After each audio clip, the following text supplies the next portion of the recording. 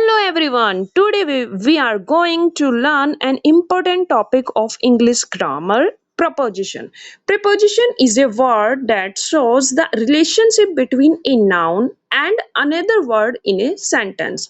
For example, we will learn it with the help of some images and sentences. First one is in. The ball is in the box. So in is preposition here. The cat is on the table. On is preposition. The dog is under the table. Under is preposition. The boy is behind the tree. Behind is preposition. The girl is in front of the car. In front of is preposition. The hammock is between the tree. Between is preposition. The bag is next to the plant. Next to is the preposition. The bird is above the cloud. Above is the preposition. The boat is below the bridge. Below is preposition. There is a tree near the house. Here, near is preposition. Preposition usually come before noun or pronoun. Say sitting on the chair. So on is preposition. अब देखते हैं इसके कुछ types. Prepositions of time, in, on, at, during, since, until. ये सब कौन से preposition है जो टाइम को एक्सप्रेस करते हैं. For example, I will meet you at 5 o'clock. मैं आपसे कब मिलने वाली हूँ? 5 o'clock. इस सेंटेंस में एट क्या हुआ? आपका प्रिपोजिशन है जो टाइम को इंडिकेशन कर रहा है, टाइम के लिए बता रहा है. प्रिपोजिशंस ऑफ प्लेस जैसे कि इन, on, at, near, under, between. For example, the book is on the table. On यहाँ पे क्या है? आपका प्रिपोजिशन जो प्लेस को इंडिकेशन देता है. Next one is preposition of direction. To, into, onto, toward, across. For example, she walked into the room. into क्या है? यहाँ पे आपका प्रिपोजिशन है. Preposition of manner, preposition of means जैसे कि with, by, through, in. For example, he solve the problem with patience. उसने problem को कैसे सॉल्व किया? पेशेंस के साथ. तो यहाँ पे विद, बाय, थ्रो ये सब क्या है? आपके मैनर से रिलेटेड प्रिपोजिशंस है.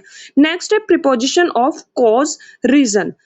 For example, because of, due to, since, etc. For example, he was late. वो late हुआ because of the traffic. तो यहाँ पे जो because of है वो preposition of reason है.